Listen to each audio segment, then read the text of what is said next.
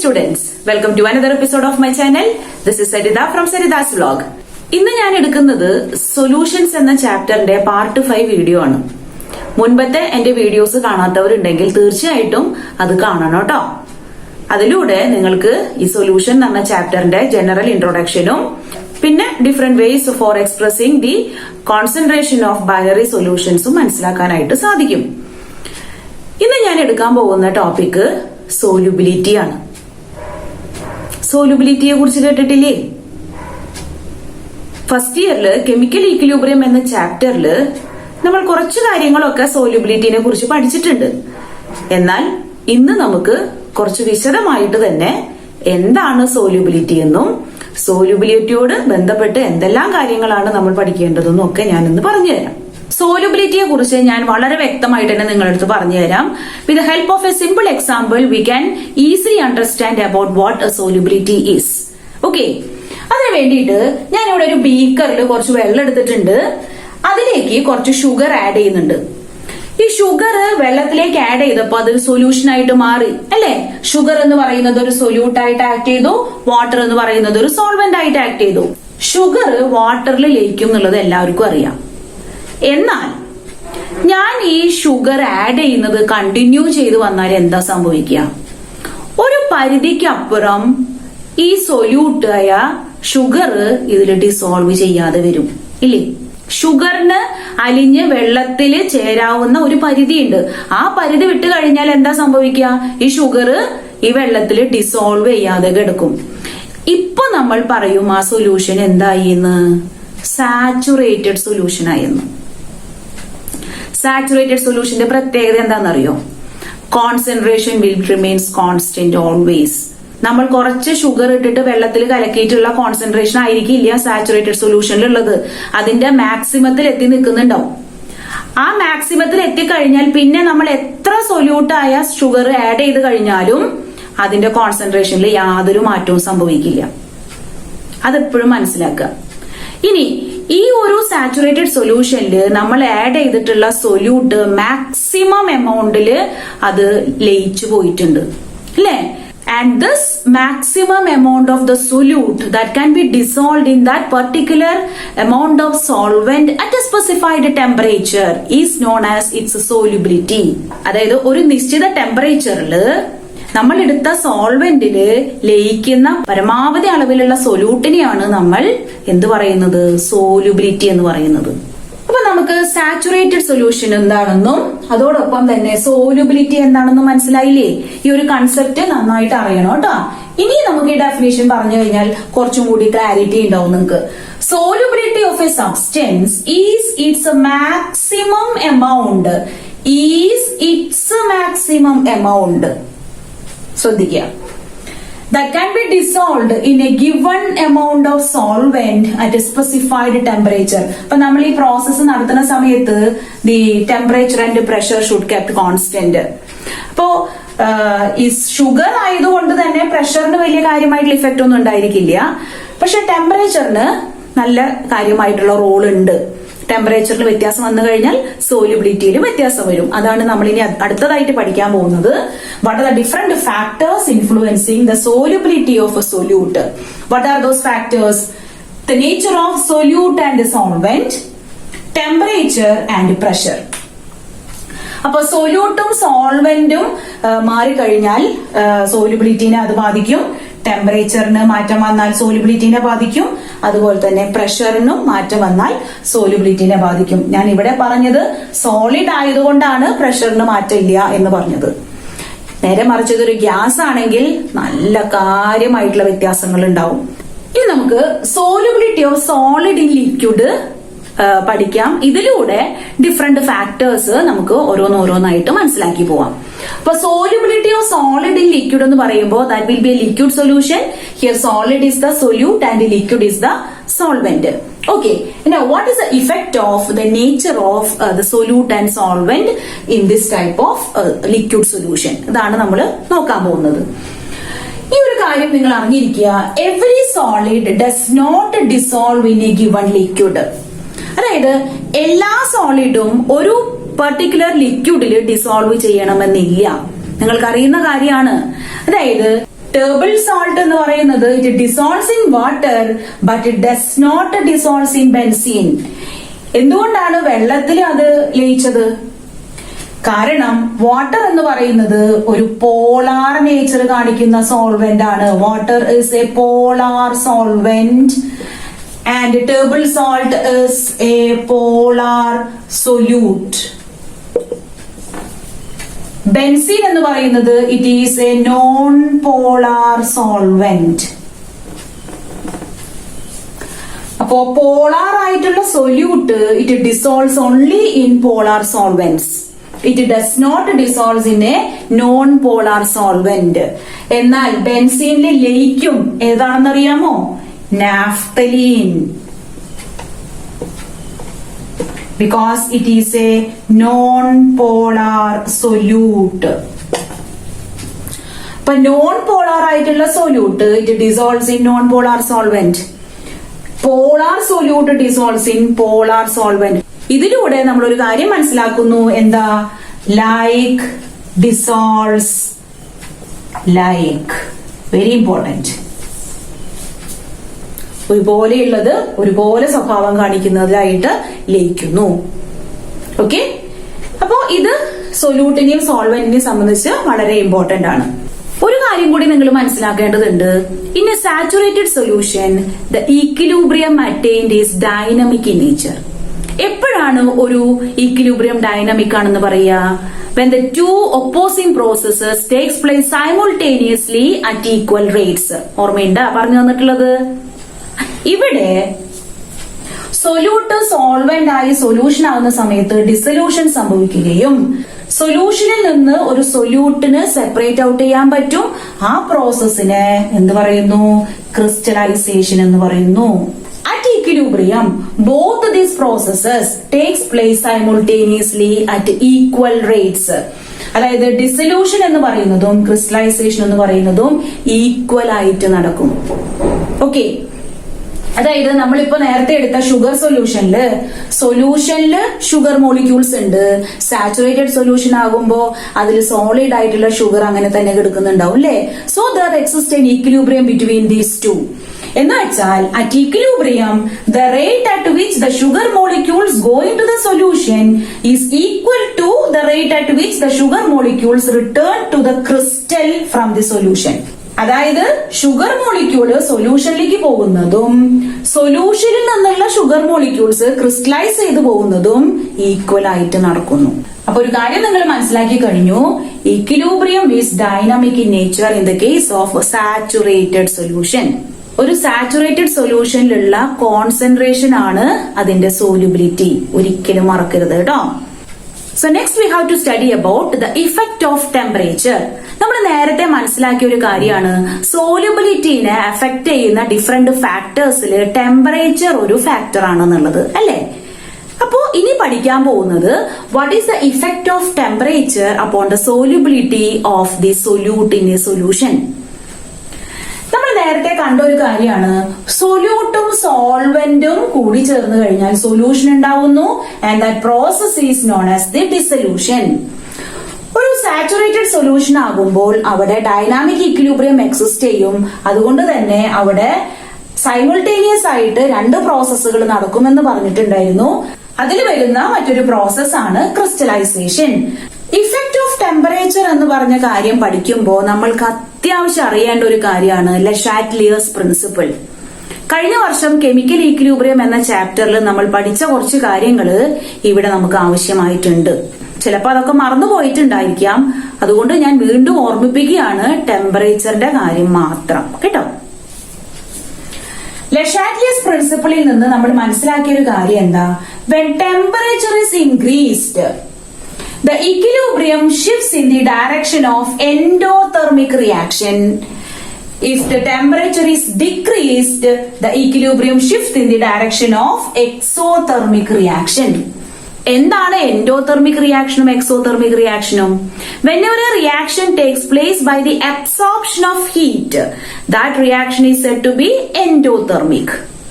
And whenever the reaction takes place by the liberation of heat, that reaction is exothermic. ഇതൊക്കെ അറിയാലോ അല്ലെ? ഇനി നമുക്ക് നോക്കാം. ഒരു സൊല്യൂട്ട് സോൾവെന്റിലേക്ക് ആഡ് ചെയ്യുമ്പോൾ ആ റിയാക്ഷൻ എക്സോതെർമിക് ആകാം, എൻഡോതെർമിക് ആകാം. ശരിയല്ലേ? നമ്മളിപ്പോ ഒരു ഗ്ലാസ് വെള്ളം എടുത്തു, അതിലേക്ക് കുറച്ച് ഗ്ലൂക്കോസ് ആഡ് ചെയ്തു. നമ്മൾ ആ ഗ്ലാസ് പിടിക്കുമ്പോൾ തന്നെ നമുക്ക് അവിടെ ഒരു തണുപ്പ് ഫീൽ ചെയ്യും. ആ തണുപ്പ് ഫീൽ ചെയ്യാനുള്ള കാരണം എന്താണെന്നറിയോ? That reaction is taking place by absorbing heat. അപ്പൊ നമ്മൾ എന്താ പറയാ റിയാക്ഷന്? That reaction is endothermic. ശരിയല്ലേ? ഇനി ഈ ഗ്ലൂക്കോസിന് പകരം സോഡിയം ഹൈഡ്രോക്സൈഡ് ആണ് വെള്ളത്തിൽ ആഡ് ചെയ്തു എന്ന് വിചാരിക്കൂ. സോഡിയം ഹൈഡ്രോക്സൈഡ് വെള്ളത്തിലേക്ക് ഇട്ട് കഴിഞ്ഞാൽ there will be liberation of heat. അപ്പൊ അതൊരു എക്സോതെർമിക് റിയാക്ഷൻ ആണ്. ഒരു റിയാക്ഷനിൽ എക്സോതെർമിക്കും എൻഡോതെർമിക്കും എങ്ങനെയാ മനസ്സിലാവുക? From the delta H value അല്ലേ? അപ്പൊ നമുക്ക് നോക്കാം. അതായത് ഇപ്പോ ഷുഗർ മോളിക്യൂൾ എടുത്തു, വെള്ളത്തിൽ നമ്മൾ ആഡ് ചെയ്തു, നമുക്കൊരു ഷുഗർ സൊല്യൂഷൻ കിട്ടി. ഈ ഷുഗർ സൊല്യൂഷൻ കിട്ടുന്ന സമയത്ത് ഈ പ്രോസസ്സിനെ പറയുന്നതാണ് എന്തെന്ന്? ഡിസൊല്യൂഷൻ. ഈ സമയത്ത് ഡെൽറ്റ എച്ചിന്റെ വാല്യൂ എന്ന് പറയുന്നത് പോസിറ്റീവ് ആണ്. That is delta H is greater than 0. Greater than 0 എന്ന് പറയുമ്പോൾ ഇത് പോസിറ്റീവ് ആണ്. അപ്പൊ നമുക്ക് മനസ്സിലാക്കാൻ പറ്റും ഈ ഡിസൊല്യൂഷൻ പ്രോസസ് എന്ന് പറയുന്നത് എൻഡോതെർമിക് റിയാക്ഷൻ ആണെന്നുള്ളത്. അപ്പൊ ഇതൊരു എൻഡോതെർമിക് റിയാക്ഷൻ ആണെന്ന് മനസ്സിലായല്ലോ. ഇനി നമ്മൾ ഇവിടെ Le Chatelier's പ്രിൻസിപ്പിളിൽ പഠിച്ചത് എന്താ? എൻഡോതെർമിക് റിയാക്ഷന്റെ ഭാഗത്തേക്ക് ഒരു റിയാക്ഷൻ പ്രൊസീഡ് ചെയ്യണമെങ്കിൽ we should increase the temperature. That means when the temperature is increased, the reaction proceeds in the forward direction. ശരിയല്ലേ? ഈ കേസില് the reaction will proceed in the forward direction. Forward direction എന്ന് പറയുന്നത് dissolution അല്ലേ? That means here the solubility increases. When temperature is increased, solubility is also increased. Very important point. Temperature കൂട്ടിയാൽ സോലുബിലിറ്റിയും കൂടുന്നു. This is in endothermic reaction. Clear ആയോ? ഇനി ഈ reaction ഞാൻ പറഞ്ഞു എപ്പോഴും എൻഡോതെർമിക് തന്നെ ആവണമെന്നില്ല. ഇപ്പോ ഈ ഷുഗറിന് പകരം സൊല്യൂട്ടിനെ ഞാൻ മാറ്റി സോഡിയം ഹൈഡ്രോക്സൈഡ് ആക്കി. അപ്പൊ സോഡിയം ഹൈഡ്രോക്സൈഡ് ആക്കിയപ്പോ എനിക്ക് ഇവിടെ കിട്ടിയത് ഒരു സോഡിയം ഹൈഡ്രോക്സൈഡിന്റെ സൊല്യൂഷൻ ആണ്. ഈ സമയത്ത് ഇവിടെ ഡെൽറ്റ എച്ചിന്റെ വാല്യൂ നെഗറ്റീവ് ആണ്. കാരണം എനർജി ഈസ് ലിബറേറ്റിംഗ്. ഇവിടെ ഫോർവേഡ് ഡയറക്ഷൻ എന്ന് പറയുന്നത് it is less than 0. Now it is exothermic. അപ്പോ എക്സോതെർമിക് റിയാക്ഷൻ ആണെങ്കിൽ we should lower the temperature. In order to proceed the forward direction we should lower the temperature. Temperature is to be decreased. അപ്പോൾ temperature increase ചെയ്താൽ എവിടേക്കാ reaction നടക്കുക? Definitely it will proceeds in the backward direction. That means the reaction takes place in the direction of endothermic reaction. Endothermic റിയാക്ഷനിലൂടെ എന്താ സംഭവിക്കുന്നത്? Crystallisation. So how can we relate it with solubility? The solubility decreases. Okay, that means temperature increase ചെയ്താൽ solubility എന്ത് ചെയ്യും? Decrease ചെയ്യും. എന്തില്? Exothermic reactions ആണെങ്കിൽ. Endothermic reaction ആണെങ്കിൽ when temperature increases, solubility also increases. And for exothermic reaction, when temperature increases, solubility decreases. Very, very important. ഞാനിത് ഇത്രയും explain ചെയ്ത സ്ഥിതിക്ക് എന്തായിരുന്നാലും ഈ കാര്യം നിങ്ങൾക്ക് മനസ്സിലായിട്ടുണ്ടാവും ഇല്ലേ? പിന്നെയുള്ളത് പ്രഷർ ആണ്. സോലുബിലിറ്റി ഓഫ് സോളിഡ്സ് ഇൻ ലിക്വിഡിന്റെ കേസിൽ പ്രഷറിന് കാര്യമായിട്ടുള്ള ഇഫക്റ്റുകൾ ഒന്നും തന്നെ സംഭവിക്കുന്നില്ല. കാരണം എന്താന്ന് വെച്ച് കഴിഞ്ഞാൽ സോളിഡ് പാർട്ടിക്കിൾസ് എന്ന് പറയുന്നത് ഹൈലി ഇൻകംപ്രസിബിൾ ആണ്. അതുകൊണ്ട് തന്നെ pressure has no much effect in the case of solubility of solid in liquid. Okay, so next we can study about the solubility of gas in liquid and what are the factors that influencing the solubility of gas in this liquid. ഇതാണ് പഠിക്കാൻ പോകുന്നത്. നേരത്തെ നമ്മൾ കണ്ട nature of solute, solvent ഉണ്ട്, temperature, pressure. These are the factors that influencing the solubility of gas. അപ്പൊ first നമുക്ക് nature of solute and solvent പഠിക്കാം. നേരത്തെ പഠിച്ചതുപോലൊക്കെ തന്നെയാണ്. ഇവിടെ നമ്മൾ എന്താ പറയുന്നത്, ചില gases for example ammonia, hydrogen chloride, sulphur dioxide gases എല്ലാം the dissolves in water molecule because these are all polar molecules and water is also a polar molecule. A polar solute will dissolve in the polar solvent very easily. Oxygen എന്ന് പറയുന്നത് വളരെ easy അല്ല dissolve ചെയ്യാൻ, എന്നാലും അത് dissolve ചെയ്യും. Carbon dioxide dissolves in water under pressure. Pressure കൊടുത്തു കഴിഞ്ഞാൽ carbon dioxide will also dissolves in water. എന്നാൽ ചില നോൺ പോളാർ സൊല്യൂട്ട് ആയിട്ടുള്ള ഹൈഡ്രജൻ, നൈട്രജൻ പോലെയുള്ള gases it dissolves in other solvents than water. അതായത് നോൺ പോളാർ ആയിട്ടുള്ള സോൾവെന്റിലായിരിക്കും അവ ലയിക്കുന്നത്. ഇതാണ് നേച്ചർ ഓഫ് സൊല്യൂട്ട് ആൻഡ് സോൾവെന്റിനെ കുറിച്ച് പറയാനുള്ളത്. ഇനി നമുക്ക് ടെമ്പറേച്ചറിനെ കുറിച്ച് പഠിക്കാം. അങ്ങനെ ഓരോന്നോരോന്നായിട്ട് പഠിച്ചു പോവാം കേട്ടോ. So next we can study about the effect of temperature upon the solubility of gases in liquid. ഇവിടെ എന്താ പറയുന്നത്, the solubility of a gas in a liquid decreases with increase in temperature. It's very very important. Temperature increase ചെയ്താൽ solubility അവിടെ കുറയുന്നു. നമ്മൾ സോളിഡിന്റെ കേസിൽ പഠിച്ചിട്ടുണ്ടായിരുന്നു രണ്ട് കേസുകളെ കുറിച്ചിട്ട്, അതായത് എൻഡോതെർമിക് റിയാക്ഷനും എക്സോതെർമിക് റിയാക്ഷനെ കുറിച്ചിട്ടും അല്ലെ. എന്നാൽ ഈ ഗ്യാസ് ഇൻ ലിക്വിഡിന്റെ കേസിൽ നമുക്ക് ആകെ ഒരൊറ്റ റിയാക്ഷനെ കുറിച്ച് പഠിക്കേണ്ടു, that is an exothermic reaction. ഒരു ഗ്യാസ് സോൾവെന്റില് ഡിസോൾവ് ചെയ്താൽ, ഒരു ഗ്യാസ് ലിക്വിഡില് ഡിസോൾവ് ചെയ്യുന്ന സമയത്ത് അപ്പോഴും അതിന് ഡിസൊല്യൂഷൻ തന്നെയാണ് പറയുന്നത് അല്ലെ. അവിടെ ഒരു സൊല്യൂഷൻ ഉണ്ടാവുകയും ആ സമയത്ത് അതിന്റെ ഡെൽറ്റ എച്ച് വാല്യൂ നെഗറ്റീവ് ആവുകയാണ് ചെയ്യുന്നത്. That means always there will be liberation of heat. അപ്പോ ഇത്തരത്തിലുള്ള ലിബറേഷൻ ഓഫ് ഹീറ്റ് നടക്കുമ്പോൾ ഈ ഒരു പ്രോസസ്സ് കണ്ടിന്യൂ ചെയ്യണമെങ്കിൽ we have to lower the temperature. ശരിയല്ലേ? ഇനി സപ്പോസ് ഈ ഒരു സമയത്ത് നമ്മൾ ടെമ്പറേച്ചർ ഇൻക്രീസ് ചെയ്താൽ എവിടേക്കാ റിയാക്ഷൻ പ്രൊസീഡ് ചെയ്യുക? Surely the reaction proceeds in the backward direction, that means in the direction of endothermic reaction, right? അപ്പൊ ഇവിടെ എന്താ സംഭവിക്കുക? സോല്യൂബിലിറ്റിക്ക് ദ സോല്യൂബിലിറ്റി ഡിക്രീസസ്. ശരിയല്ലേ? That means when temperature is increased, solubility is decreased. It's very important. Temperature കൂട്ടിയാൽ solubility അവിടെ കുറയുന്നു. Next is the effect of pressure. The most important factor that influencing the solubility of a gas in a liquid. The solubility of a gas in a liquid always increases with increase of pressure. Pressure കൂടുന്നതിനനുസരിച്ച് സോല്യൂബിലിറ്റിയും കൂടുന്നു. ഇതും വളരെ important ആയിട്ടുള്ള ഒരു കാര്യല്ലേ. നമുക്കൊരു example നോക്കാം. Let us consider a system containing some solution and above the solution there exists some gaseous solute. So this is solution, that means it consists of solute and solvent.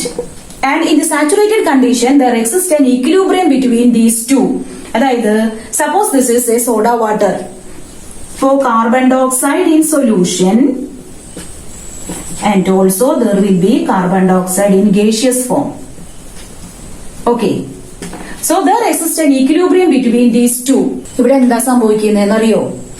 Gaseous സ്റ്റേറ്റിലുള്ള carbon dioxide molecule സൊല്യൂഷനിലേക്ക് പോകും. അപ്പോ equilibrium maintain ചെയ്യാൻ വേണ്ടിയിട്ട് സൊല്യൂഷനിലുള്ള carbon dioxide molecule gaseous സ്റ്റേറ്റിലേക്ക് പോകും. ഇത് ഇങ്ങനെ equal ആയിട്ട് നടക്കും. ഇനി ഈ ഒരു അവസ്ഥയില് ഞാൻ എന്ത് ചെയ്യാണ്? പ്രഷർ കൂടുതൽ കൊടുത്തു നോക്കുകയാണ് കേട്ടോ. അപ്പൊ എന്തുണ്ടാവുക നോക്കുക. The solution, here it is the solute particles. ഞാൻ ഇവിടെ വെയിറ്റ് കൊടുത്തപ്പോ എന്താണ്ടായേ? ഇത് കുറച്ചും കൂടി കംപ്രസ് ചെയ്തു അല്ലെ. അപ്പൊ കംപ്രസ് ചെയ്തപ്പോ എന്തുണ്ടായേ? ഒരുപാട് സൊല്യൂട്ട് പാർട്ടിക്കിൾസ് ഗേഷ്യസ് ഫോമിലുള്ളത് ഈ സൊല്യൂഷൻ സൈഡിലേക്ക് പോയി. അങ്ങനെ ഈ ഒരു സൊല്യൂട്ട് പാർട്ടിക്കിൾസ് ഇങ്ങനെ സൊല്യൂഷനിലേക്ക് പോകുമ്പോ ഒരു പുതിയ ഈക്വിലിബ്രിയത്തിലേക്ക് എത്തിച്ചേരും. ശരിയല്ലേ? അപ്പോ നമുക്കൊരു കാര്യം മനസ്സിലായി, ഇവിടെ കുറച്ചും കൂടി ഗ്യാസ് മോളിക്യൂൾസ് സൊല്യൂഷനിൽ ഡിസോൾവ് ചെയ്തു എന്നുള്ളത്. That means solubility increases. അതായത് എപ്പോഴാണ് സോല്യൂബിലിറ്റി ഇൻക്രീസ് ചെയ്തത്? നമ്മളിവിടെ വെയിറ്റ് കൊടുത്തു. അതായത് വെയിറ്റ് കൊടുത്തപ്പോ ഓട്ടോമാറ്റിക്കലി അവിടെ ഒരു പ്രഷർ വന്നു അല്ലെ.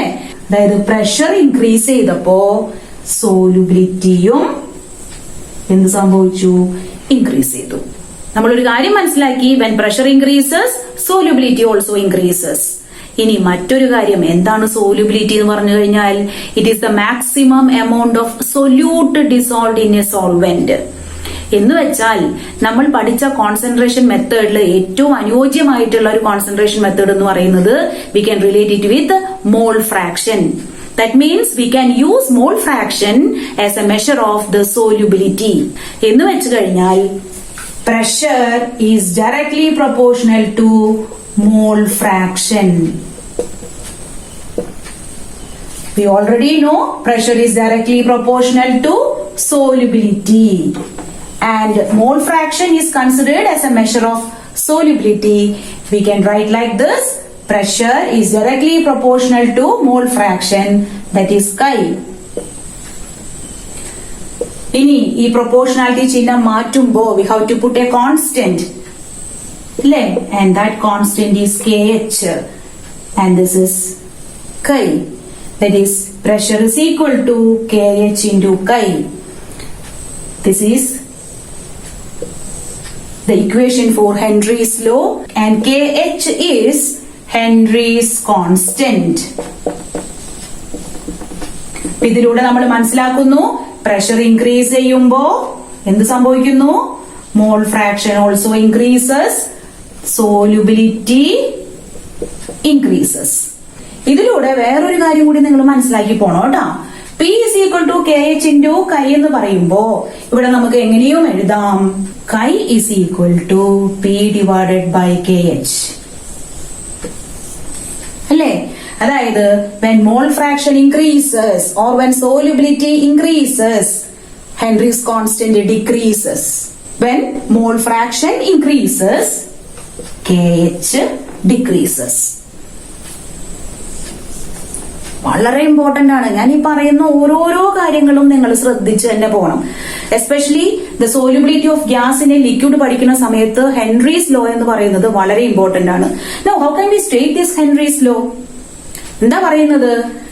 Henry's law states that the mole fraction of the gas in a liquid is directly proportional to the partial pressure of the gas in that liquid.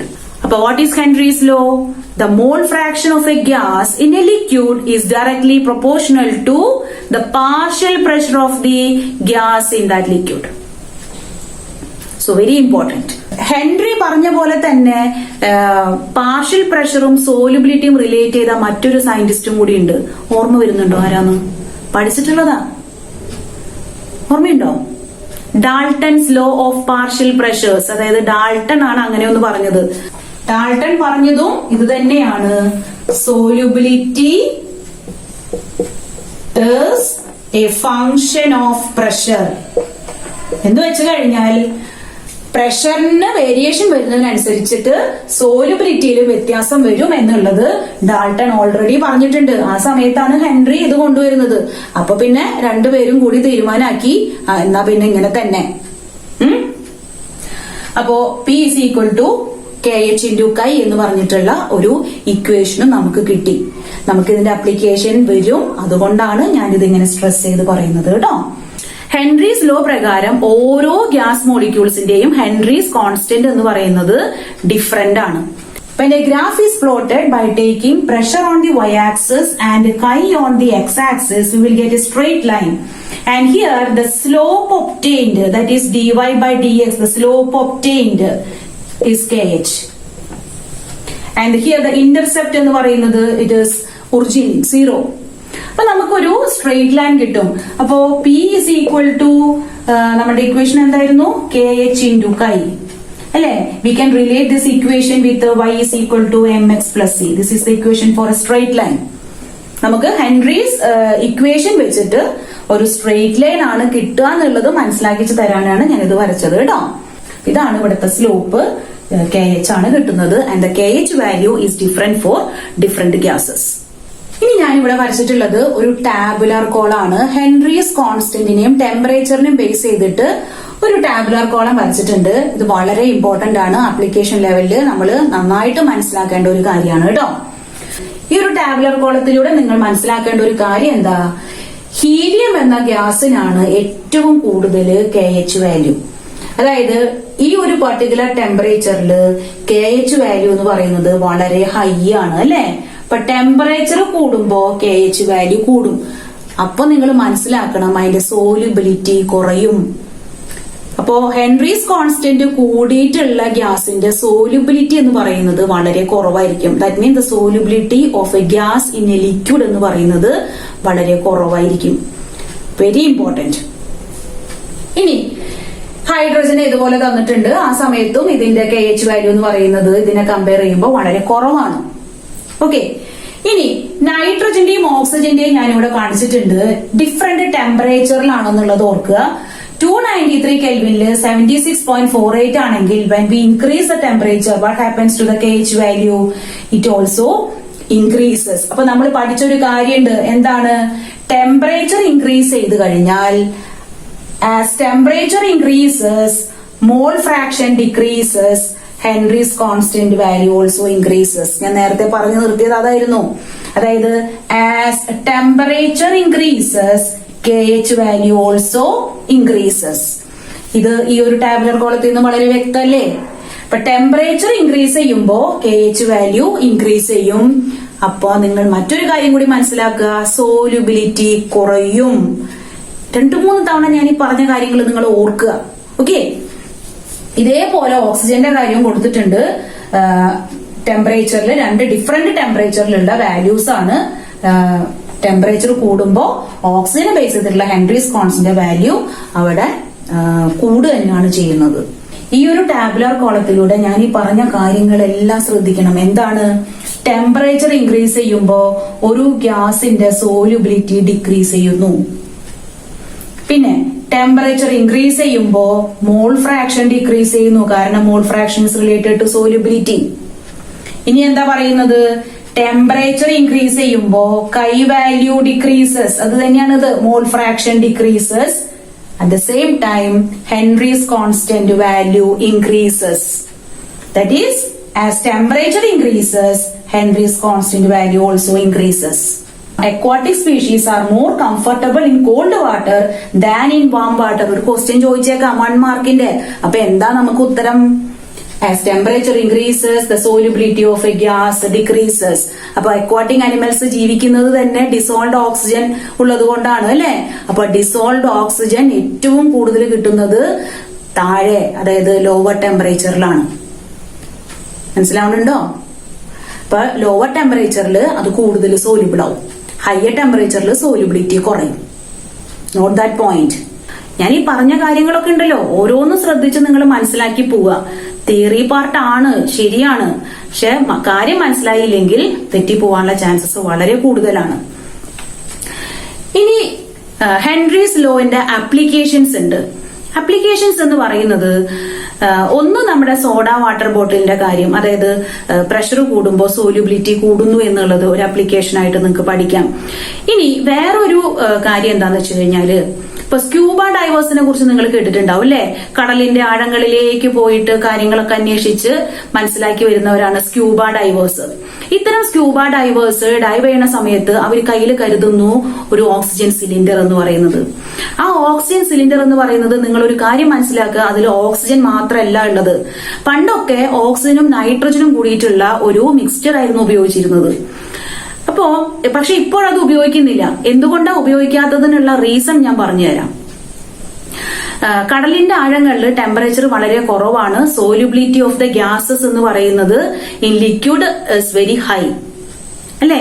ആ സമയത്ത് ആഴങ്ങളിലേക്ക് പോകുമ്പോൾ അവര് ഇത് അബ്സോർബ് ചെയ്യും, അവര് ഇത് ശ്വസിക്കുമ്പോ നമ്മളുടെ ബ്ലഡിലേക്ക്, ടിഷ്യൂസിലേക്കൊക്കെ ഈ ഡിസോൾഡ് ഓക്സിജൻ ആയിക്കോട്ടെ നൈട്രജൻ ആയിക്കോട്ടെ എല്ലാതും കലരും.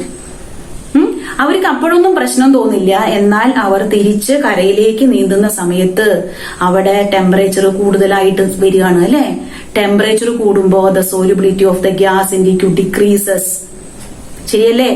അപ്പോ നമ്മൾ അബ്സോർബ് ചെയ്ത ഓക്സിജൻ പ്രശ്നമില്ല, പക്ഷേ നമ്മൾ ഇൻഹെയിൽ ചെയ്ത് പോന്നിട്ടുള്ള നൈട്രജൻ എന്ന് പറയുന്നത് അത് ബബിൾസ് ആയിട്ട് ബ്ലഡ് വെസൽസിൽ ഇങ്ങനെ നടക്കും. അപ്പോൾ ഇങ്ങനെ നൈട്രജൻ ബബിൾസ് ആയിട്ട് ബ്ലഡിൽ വരികയും കാപ്പിലറീസ് ഒക്കെ അടയുകയും ചെയ്യും. And this leads to a serious condition called bend.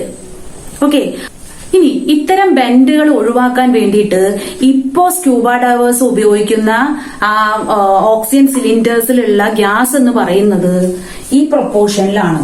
അതായത് ഹീലിയം ഉണ്ട്, നൈട്രജൻ ഉണ്ട്, ഓക്സിജൻ ഉണ്ട്. Helium it is present in 11.7%, nitrogen is in 56.2% and oxygen is in 32.1%. നമ്മൾ എൻട്രൻസ് പോലെയുള്ള എക്സാംസ് വരുമ്പോൾ ഇങ്ങനെയുള്ള ക്വസ്റ്റ്യൻസ് ഒക്കെ ചോദിക്കും. അതായത് ഞാൻ നേരത്തെ പറഞ്ഞ ടാബുലർ കോളത്തിനെ ബേസ് ചെയ്തിട്ടുള്ള ക്വസ്റ്റ്യൻസ് ഒക്കെ ചോദിക്കാം.